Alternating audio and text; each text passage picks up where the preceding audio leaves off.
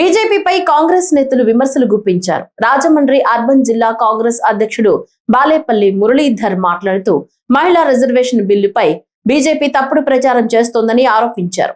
ఈ బిల్లుకు కాంగ్రెస్ వ్యతిరేకం కాదని లోక్సభ ప్రతిపక్ష నేత రాహుల్ గాంధీ ఇప్పటికే స్పష్టం చేశారని గుర్తు చేశారు. అలాగే ఎంపీ దగ్గుపాటి పురంధేశ్వరి చేసిన వ్యాఖ్యలను కాంగ్రెస్ నాయకులు తీవ్రంగా ఖండించారు. మహిళా రిజర్వేషన్ అంశాన్ని రాజకీయ లాభాల కోసం వక్రీకరిస్తున్నారని విమర్శించారు. ఈ సమావేశంలో ఎస్ మార్టిన్ లూథర్, మోతా శారద, మేడవరపు భద్రం దొరతో పాటు పలువురు కాంగ్రెస్ నాయకులు పాల్గొన్నారు. ద్వారా 3 బిల్లులను ఆమోదించుకోవాలని ఒక ఆలోచనతో బీజేపీ ప్రభుత్వం ప్రత్యేక సెషన్స్ ఏర్పాటు చేయడం జరిగింది. ఆ సందర్భంగా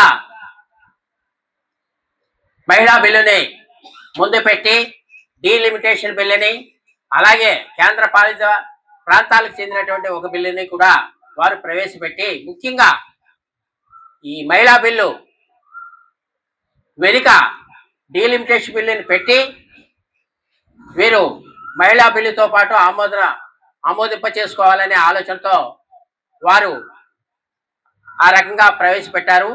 అయితే దానికి 131వ అధికరణ సవరణ చేయాల్సిన అవసరం ఉంది.